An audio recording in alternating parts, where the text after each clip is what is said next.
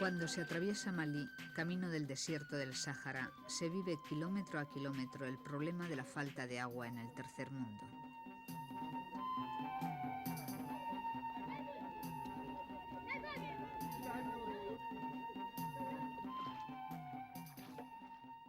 Antes de llegar al Sahel, se atraviesa la sabana africana por donde transcurre el río Níger, que con sus 4.200 kilómetros de longitud lleva la humedad y la vida hasta los propios confines del Sáhara.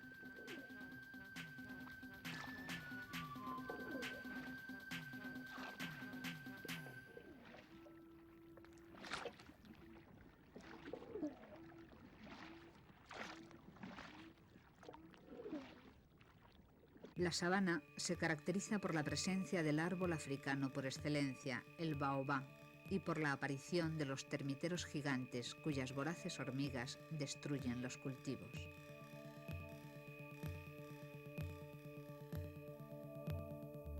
En la sabana comienzan a verse ya los espejismos. Cuando la superficie del suelo se calienta por la acción del sol, es como si los objetos reflejasen su doble imagen en el suelo. Y a medida que nos aproximamos, vemos el suelo y la tierra ardiendo y el espejismo alejarse.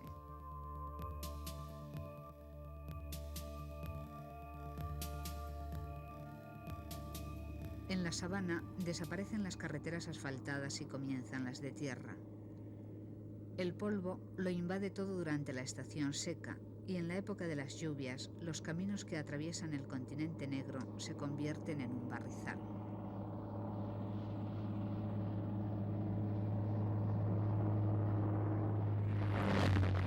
Con facilidad, los coches se quedan enfangados y si no se ha previsto llevar la cantidad de agua suficiente, en caso de avería, se pueden producir situaciones de angustia, pues a 47 grados a la sombra, la sed puede ser algo desesperante.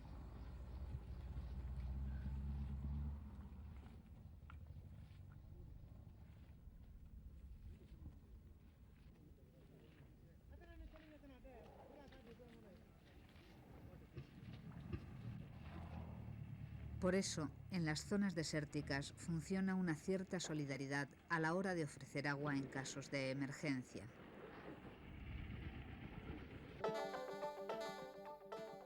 A medida que termina la sabana, desaparecen los caminos de tierra. La naturaleza se hace más inhóspita, escasea la vegetación y aparecen los ásperos árboles espinosos. Los pastores Pel vagan por esta tierra sin caminos a la búsqueda no ya de pastizales, sino de las espinosas acacias que sirven de alimento a sus rebaños.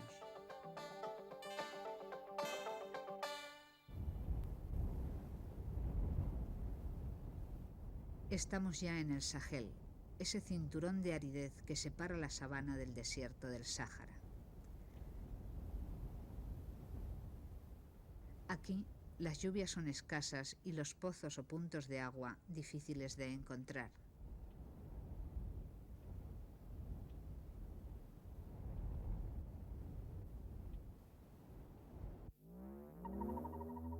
Estas hostiles tierras están habitadas por numerosas tribus nómadas que, desde las terribles sequías de 1972, tienen grandes dificultades para subsistir, pues la pertinaz falta de agua ha provocado la extinción de los cultivos bajo las tempestades de arena, la desaparición del ganado y la propia muerte de los pueblos nómadas.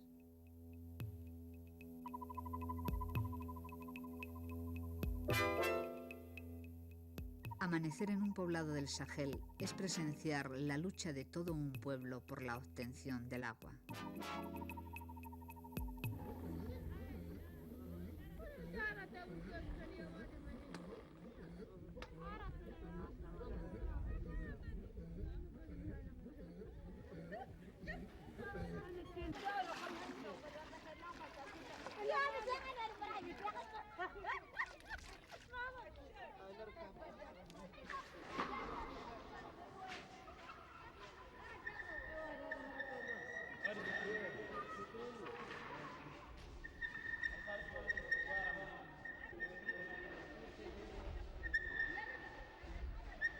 En general, son las mujeres las encargadas de buscar el agua, pero cuando el pozo es muy profundo, se requiere el esfuerzo de todos.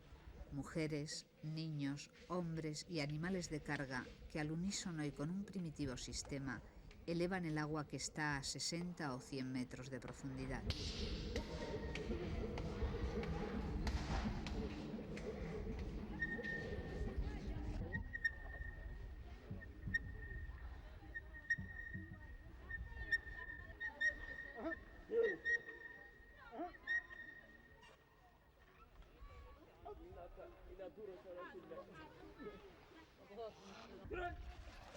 A pesar de la irregularidad de las lluvias, en el subsuelo del Sahel hay agua. Incluso se sabe que en el propio desierto del Sáhara hay 2 millones de kilómetros cuadrados de bolsas de agua.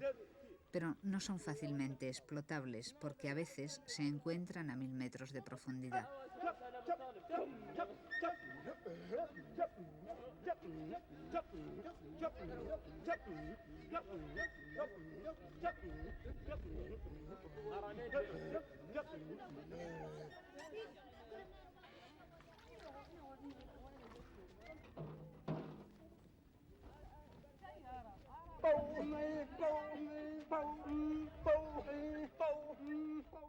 A pesar de las grandes dificultades técnicas, sería posible que en las zonas desérticas del mundo no se muriese de sed si el dinero que se emplea en armamento se destinara a desalinizar el agua marina o provocar por medios químicos las lluvias allí donde el volumen de precipitaciones es mínimo.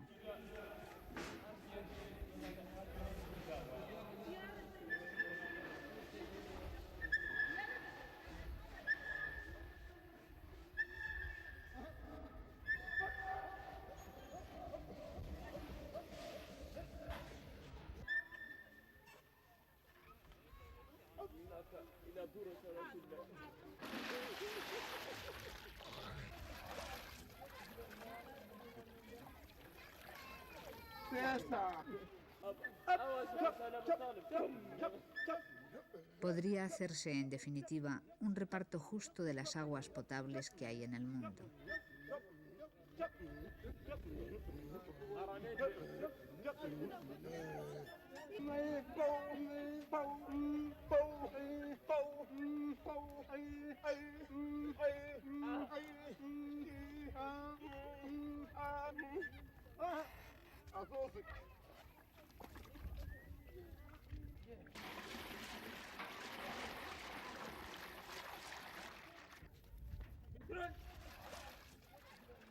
El problema de la falta de agua en el Sahel afecta no solo a los pequeños poblados, sino también a ciudades como Tombuctú, que se mereció durante siglos el apelativo de misteriosa, porque durante mucho tiempo estuvo prohibida a los occidentales. El primer europeo que penetró en ella fue el escocés Gordon Lyne, que pagó dicha temeridad con su propia vida, y el aventurero y escritor francés René Queyer, quien en su inolvidable libro Viaje a Tombuctú habla de la grandeza de una ciudad que tuvo una universidad que rivalizó con la de Córdoba y el Cairo.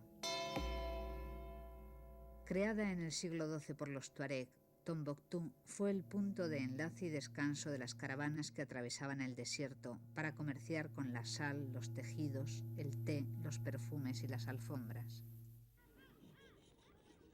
Esta ciudad era el lugar de encuentro de quienes marchaban en camello y quienes viajaban en piragua. Pero con las terribles sequías de los últimos años, el río Níger, a su paso por la ciudad, se queda prácticamente seco durante muchos meses al año. A través del río llega o debería llegar el arroz, el mijo y el pescado, y sale el ganado del Sahel. Pero con la sequía no es posible tan siquiera el comercio. Los habitantes de Tombuctú recogen en las charcas del Níger unas aguas turbias y contaminadas que producen todo tipo de enfermedades.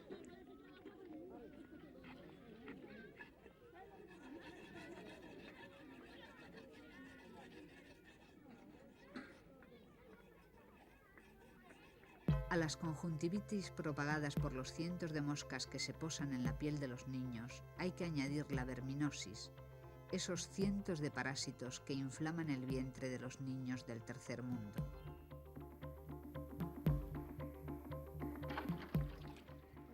En los países del Sahel, el agua es un bien preciado que se utiliza gota a gota.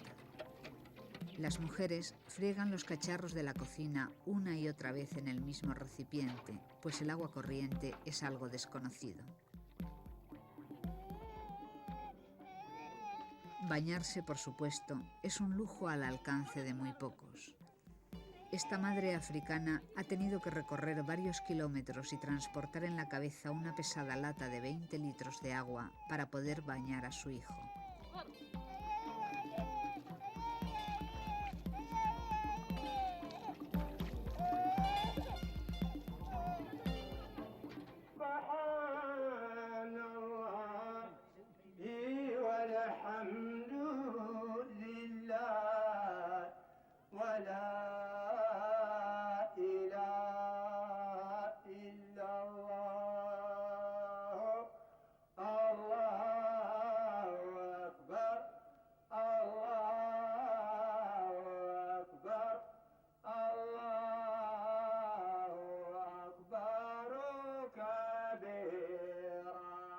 La escasez de agua es tal que se cierra con un candado el grifo donde los musulmanes realizan sus abluciones rituales en la explanada donde celebran el día de la gran oración al final del Ramadán.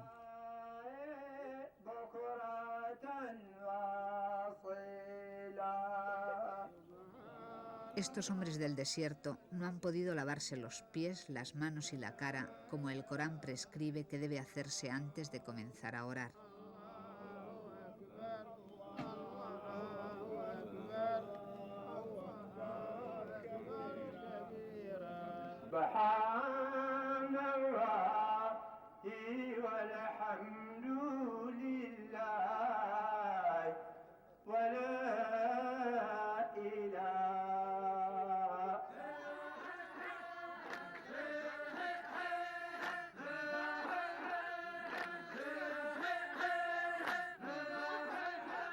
Al final de la oración se celebra la gran fiesta que conmemora el final del Ramadán, el 9º mes del año lunar de los mahometanos, que durante 30 días observan un riguroso ayuno.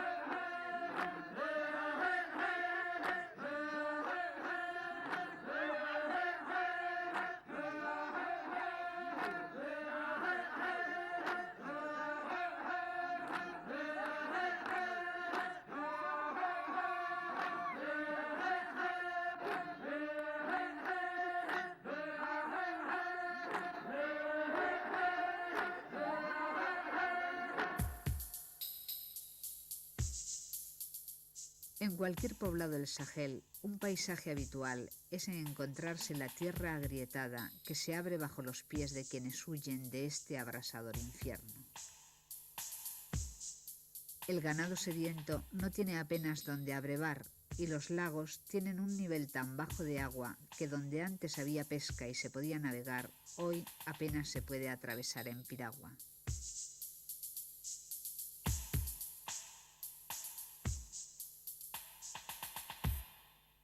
El desierto avanza a razón de 7 metros al año. Concretamente en el Sahel, este año hay una sequía extraordinaria. Tanto es así que en el lago Faguibín, donde nos encontramos, hay una sequía absoluta. El lago Faguibín tiene 75 kilómetros de largo y es uno de los más grandes de África Occidental.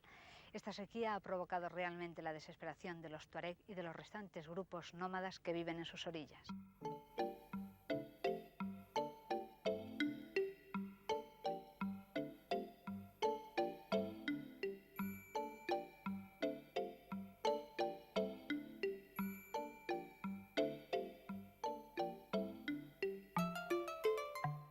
El lago Faguibín era una especie de paraíso en pleno Sahel. En sus orillas vivían numerosos pueblos nómadas y semisedentarios que, gracias al agua, podían tener pequeños cultivos, alimentarse de la pesca y dar de beber a los rebaños.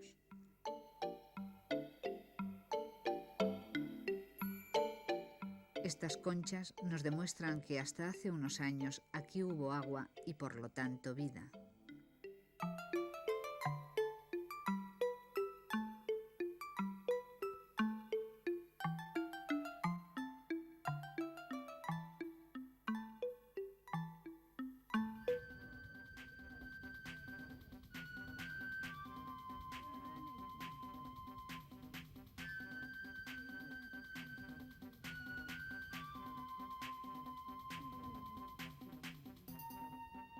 Los pueblos nómadas tienen cada vez que realizar más largos recorridos para encontrar pastos para sus ganados.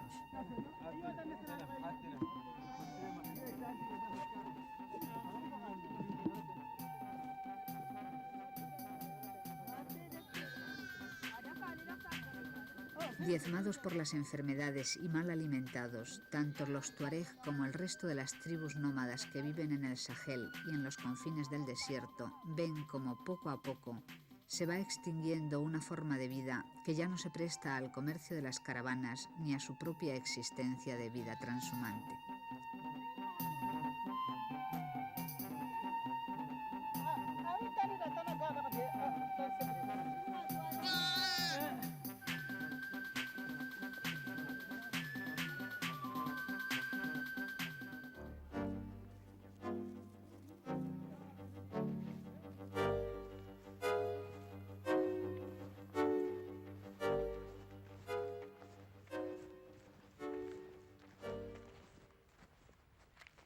En el Sahel, por falta de agua, se muere el ganado, se secan los pozos, se secan los pastos y a veces también hasta se mueren de sed las personas.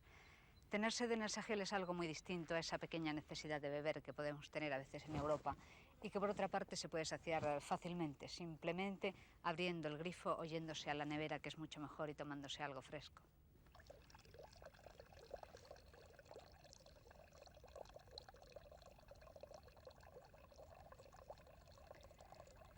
Tener sed en el Sahel significa, en el mejor de los casos, beber un poco de agua caliente de un bidón o arriesgarse a tomar agua estancada. Tener sed en el Sahel significa que uno siente como la boca se pone pastosa, cómo se va secando la mucosa del paladar. Luego, posteriormente, una siente como un sabor a sal en toda la boca y finalmente puede llegar un desmayo y hasta la muerte por deshidratación.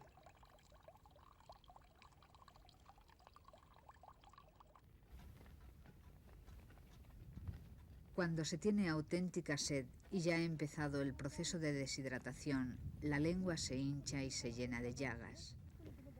Para evitar todos estos sufrimientos, algunos nómadas llegan incluso a suicidarse cuando saben que la muerte por sed está próxima. Suelen poner la nuca al sol para que la sangre suba hirviendo a la cabeza y se produzca una embolia rápida. En las zonas semidesérticas, ofrecer agua al que no la tiene es una obligación moral. En plena travesía del Sahel, en Malí, este hombre nos paró.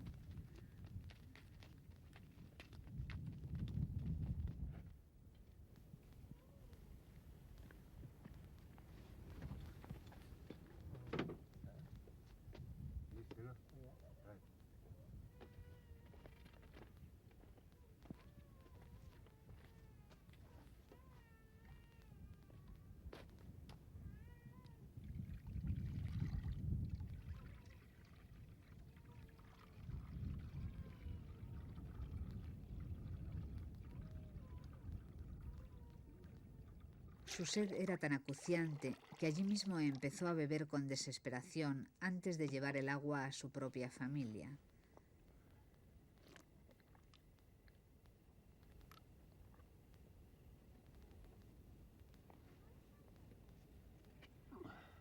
Su mujer y su hijo, extenuados bajo el sol, se habían quedado rezagados esperando bajo la mínima sombra que proyectaba un árbol espinoso.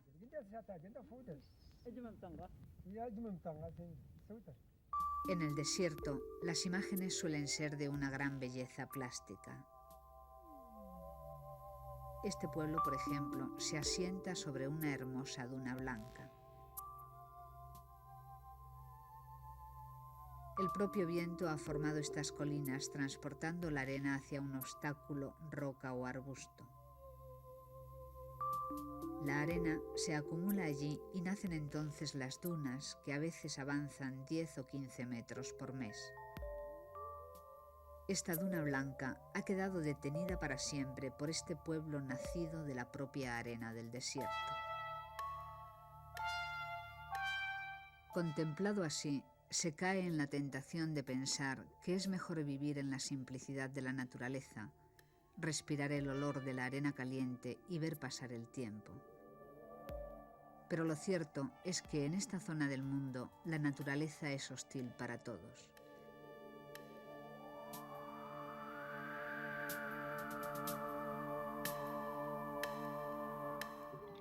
Los pueblos nómadas se sedentarizan poco a poco como única vía posible de precaria subsistencia, y aquellos que viven apegados a sus poblados de origen luchan día a día por sobrevivir.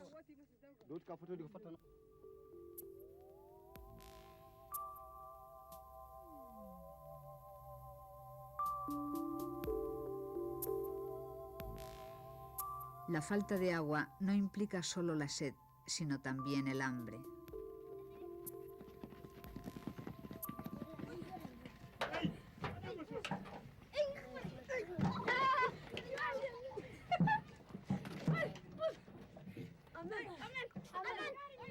Veinticinco naciones africanas están en estado de emergencia. Las epidemias de peste bovina que afectan a miles de rumiantes, la aparición de parásitos en los cultivos, las guerras que padecen algunos de estos países hacen que en cualquier poblado del Sahel el reparto de un poco de pan entre unas criaturas se convierta en este espectáculo doloroso protagonizado por quienes sufren el hambre y la sed como un azote.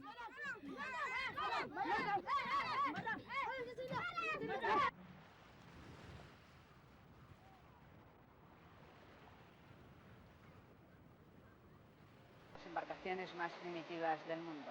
Fue inventada por los indios de Brasil.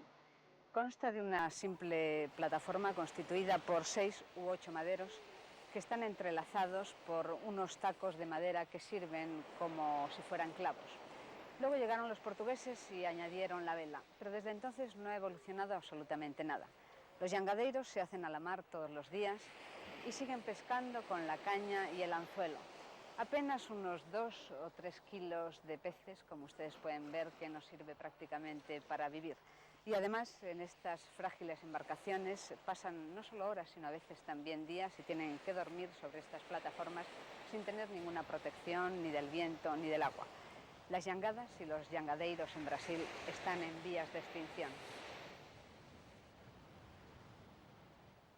Desde que en el siglo XVI los portugueses exploraron la costa nororiental de Brasil, las yangadas han surcado toda la costa desde Fortaleza hasta la bahía de San Salvador, pues a pesar de su aparente tosquedad, son extraordinariamente estables en alta mar y al desalojar muy poca agua pueden navegar por encima de los muchos escollos que abundan por estas aguas. Como nos explica este jangadeiro, la pesca no es rentable porque la captura es poco abundante y no puede adoptar una técnica más avanzada por la pobreza en la que vive, a merced de los comerciantes y el mercado cuyos precios no puede controlar. Non dá moito diñeiro. Não, besteira, pouquinho. Quanto diñeiro gaña cada día? Isso aí é pelo que a gente faz. Pelo que faz. Mais ou menos quanto diñeiro gana Besteira, 500, 600, assim, 1000. 500.000 cruzeiros. É. Es decir, entre 250 y 500 pesetas gana al día este pescador, este jangadeiro.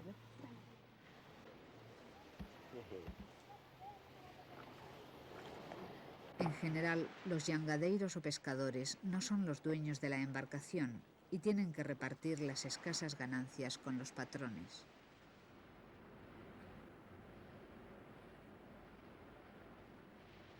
Aquellos que son dueños de su propia jangada no suelen tener dinero ni para comprar la vela. Se les ve en estas precarias embarcaciones sin poder alejarse demasiado de la costa, manteniendo un difícil equilibrio para pescar apenas unos cuantos peces al día.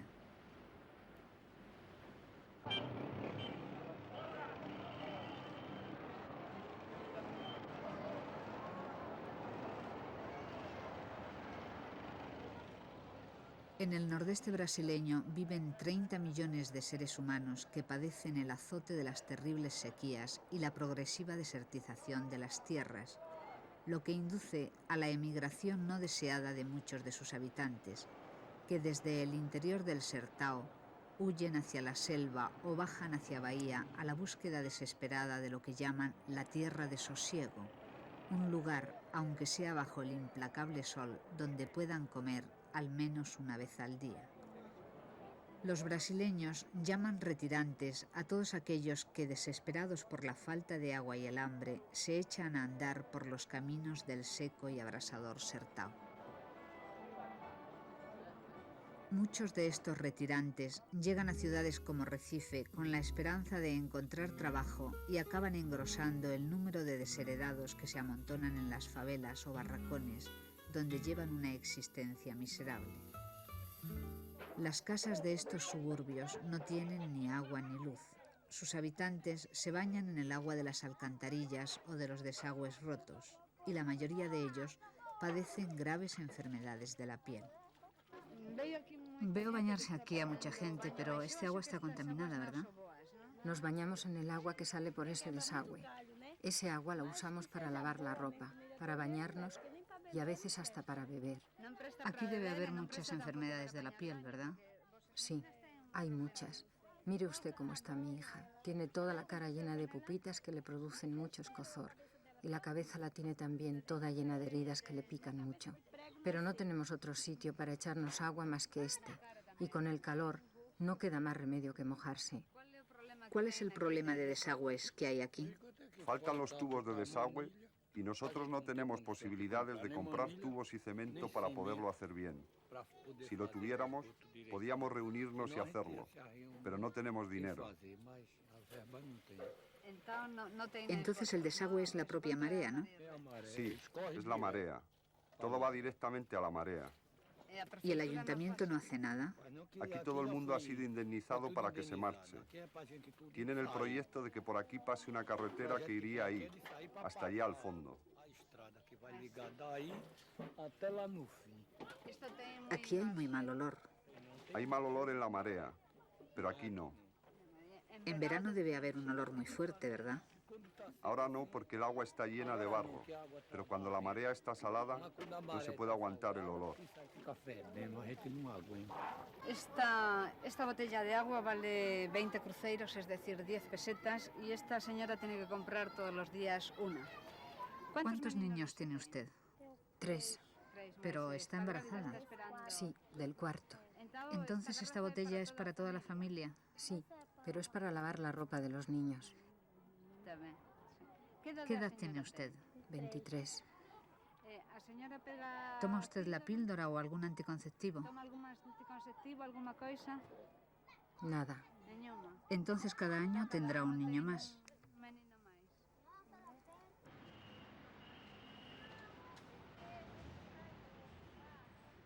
Quien mejor ha interpretado desde hace años el sentir de estas multitudes hambrientas y desesperadas ha sido el arzobispo de Olinda, Elder Cámara, también llamado el arzobispo de los pobres o don Elder Agitador.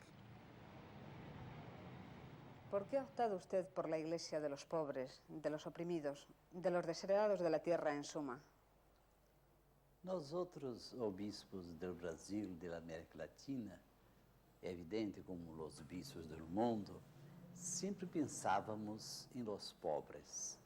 Pero durante siglos, nossa preocupação com ajudar a manter a autoridade, sem autoridade é o caos, e a ordem social, nos quedávamos muito estreitamente unidos a los governos e a los ricos. Para nós outros era a melhor maneira de poder ajudar os pobres. Pero como continuar sendo dos principais suportes de uma ordem social quando a realidade nos mostra lo que as Nações Unidas dizem, mais de 2/3 da humanidade em uma situação que não é nem mesmo humana, de miseria y de hambre. Durante siglos la Iglesia ha predicado la paciencia. Sin embargo, usted considera escandaloso pedir resignación a los pobres. Por ello le han acusado incluso a veces de provocar violencia. É evidente que não predico violência nem ódio. Soltanto digo que paciência la tiene muchísima. E então prestamos nossa voz a los que não podem falar, a los sem voz, para defender a justiça e para encorajar a promoção humana de las massas que estão em uma situação subhumana. Cuando el Papa visitó Brasil, todos los ojos estaban puestos en usted. La gente se preguntaba cómo sería el encuentro. Y el Papa llegó y le dio este gran abrazo. ¿Considera usted que este abrazo fue más inquietante para la Iglesia integrista o para el gobierno brasileño? Le digo de coração que a Igreja não é propriamente divisa em Brasil. É evidente, há uma certa variedade em la unidade, pero estamos unidos em lo essencial. Pero, verdadeiramente, quando ha dito, meu caro Don Elder, hermano de los pobres e mi hermano, ele dava uma boa resposta para aqueles que pensam que porque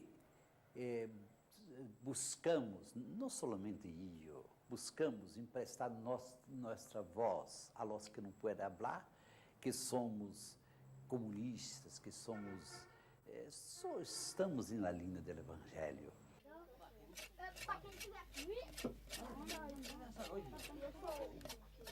Não, vai falar o quê?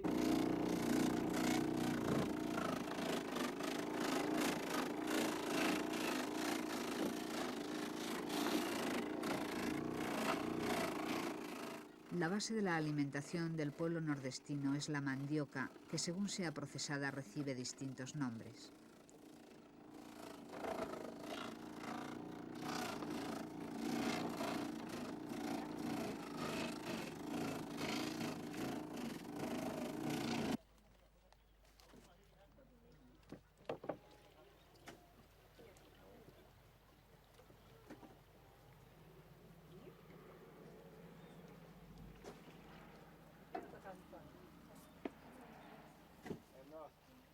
El almidón que sale después de prensada la mandioca es la tapioca, de la que hacen unas tortas que mezclan con coco y sirve de alimento básico.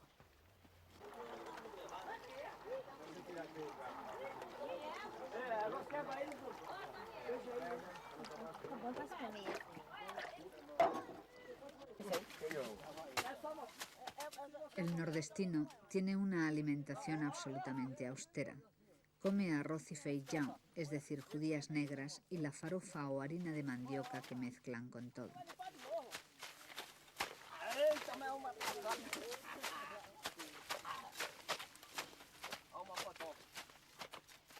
Los retirantes, que huyen hacia otras tierras a pie, suelen llevar una lata llena de farofa o harina seca de la que se mantienen a veces hasta meses.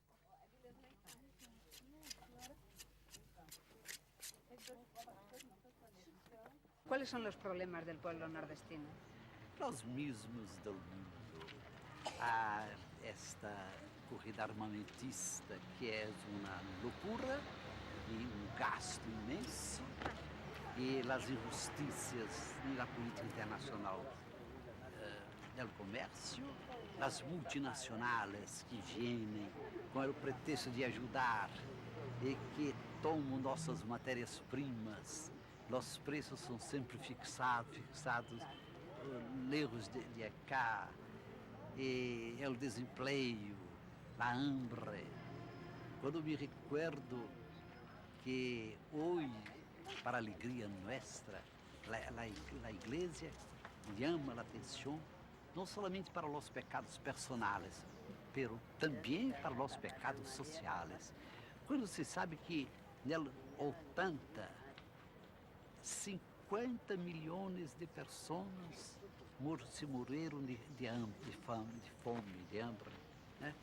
É pecado de todos nós outros. Temos que nos unir para conseguir um mundo mais respirável, mais justo, mais humano. En el nordeste brasileño hay dos clases de tierras, las del sertao, pobres y secas, donde muere de sed el ganado, y las tierras donde los campesinos que cultivan la caña de azúcar ganan salarios de miseria.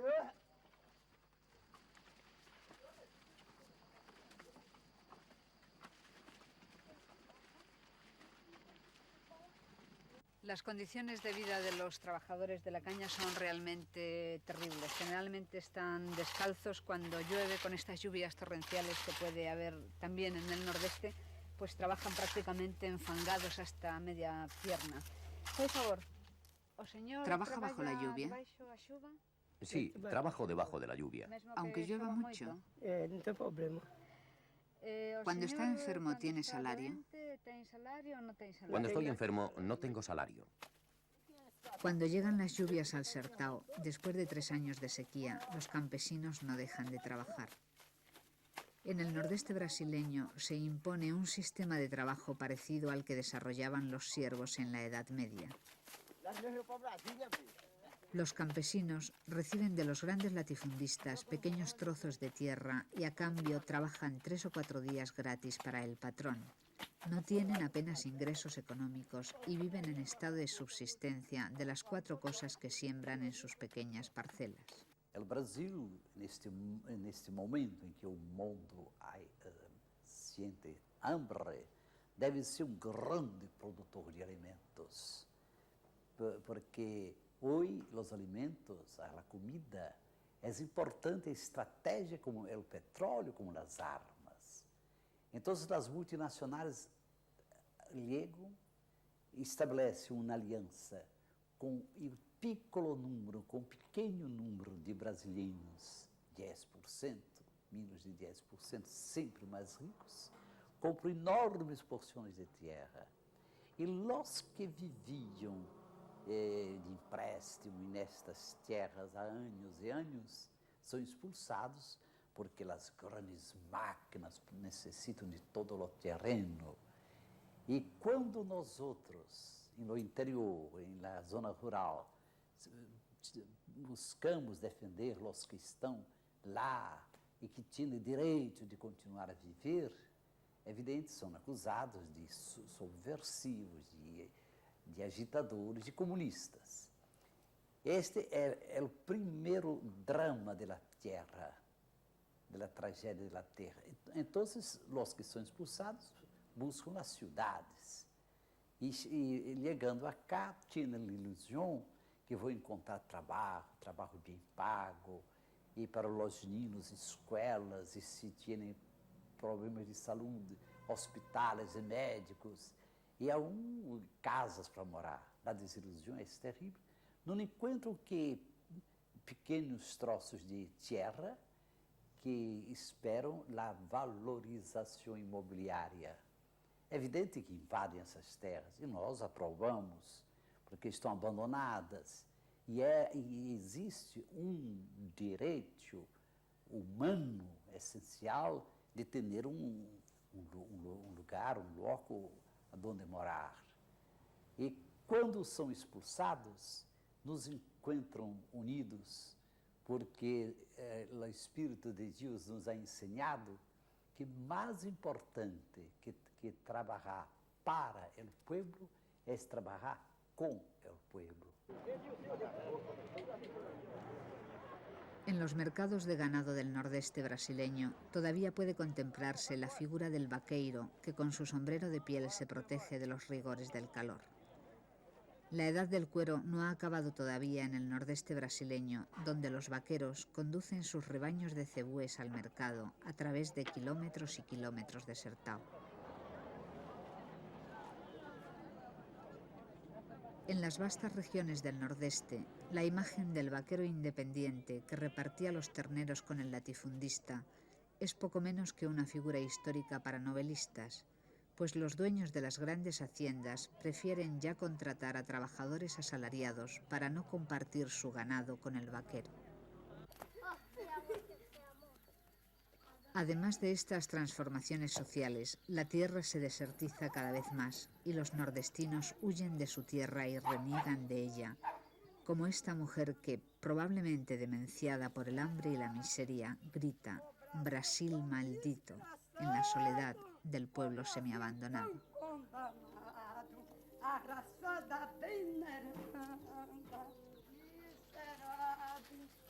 O Brasil tão desgraçado, o Brasil tão condenado, a raça da Elder Cámara no ha creído nunca en lo que él llama los proyectos gubernamentales de embalses faraónicos.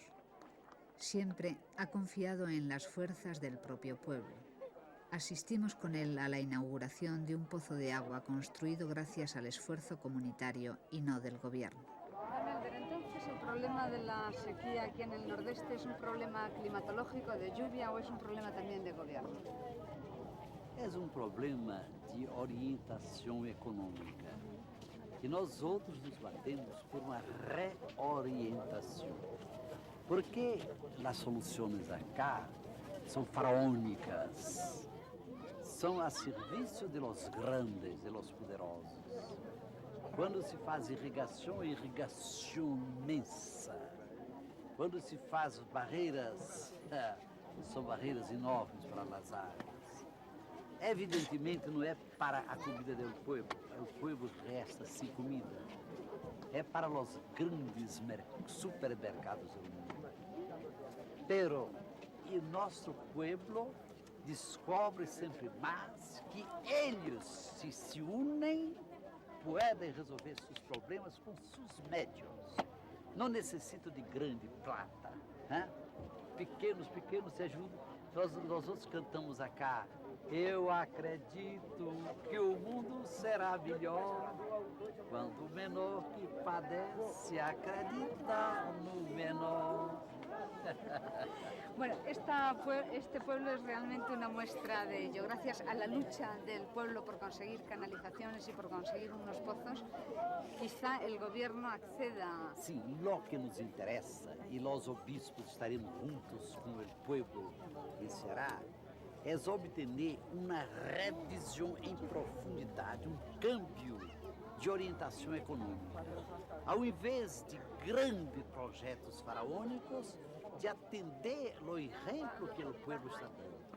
Pequeños proyectos verdaderamente al servicio del pueblo. Don Elder, querría hacer también la salvedad para Televisión Española que después de 3 años de sequía ha empezado a llover en el sertón. Muy bien, es verdaderamente uma benedição. Tudo acá era assim verde, era seco, não? Na verdade, E com a lluvia... En una sola semana, toda la sequía.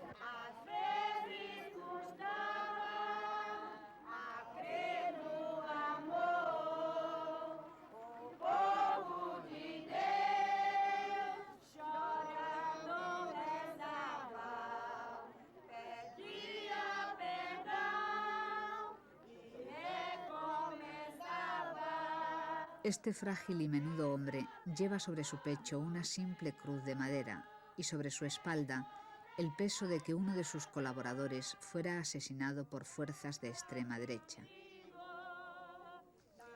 En 1969, el movimiento ultra Combate contra el Comunismo ametralló su propio domicilio a título de advertencia.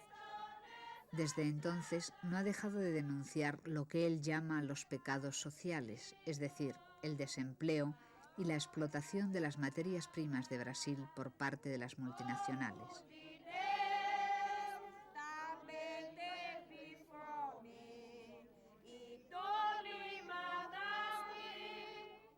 Una y otra vez, Helder Cámara repite que es necesario transformar las estructuras de los países desarrollados y poner fin a la influencia de las empresas internacionales que hacen la política del mundo, imponen privaciones a los países pobres y les impiden desarrollarse. Tuvimos ocasión de comprobar la fascinación que Helder Cámara ejercía sobre las multitudes.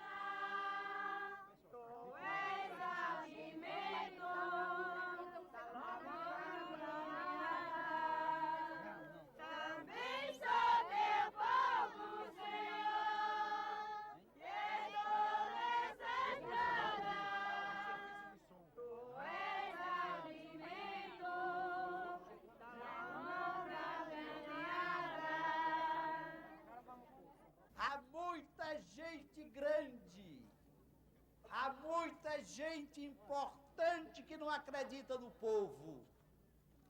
Acha que povo não sabe nada, acha que povo não sabendo ler nem escrever, como às vezes acontece, que não sabe pensar.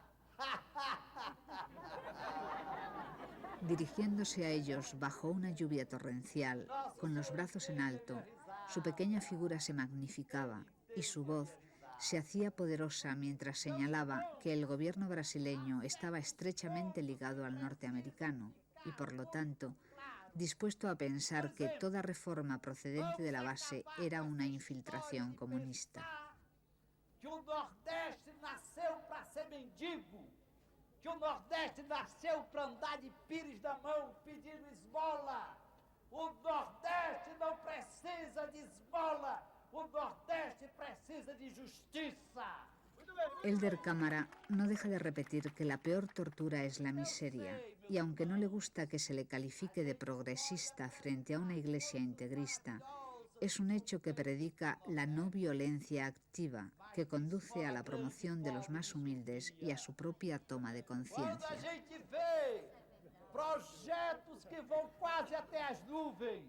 Una y otra vez, Helder Cámara ha denunciado con indignación que a veces por los caminos del nordeste brasileño puede verse una marea humana de hambrientos seres alucinados bajo el sol, que cuando ya no pueden más, asaltan las tiendas de comestibles de los pueblos que atraviesan.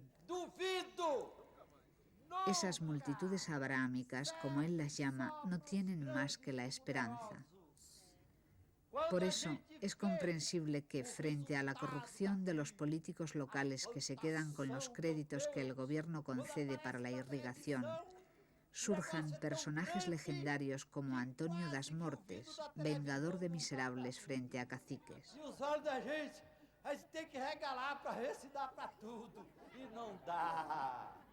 Y es comprensible que sacerdotes como Helder Cámara adquieran un halo mesiánico en este desolado nordeste brasileño, donde, como dijo el cineasta Glover Rocha, Dios y el diablo se funden en la Tierra del Sol. Comida que é indispensável. Por exemplo, o povo pode comprar leite para a criança. Deus do céu. Pão, as coisas mais essenciais. Carne.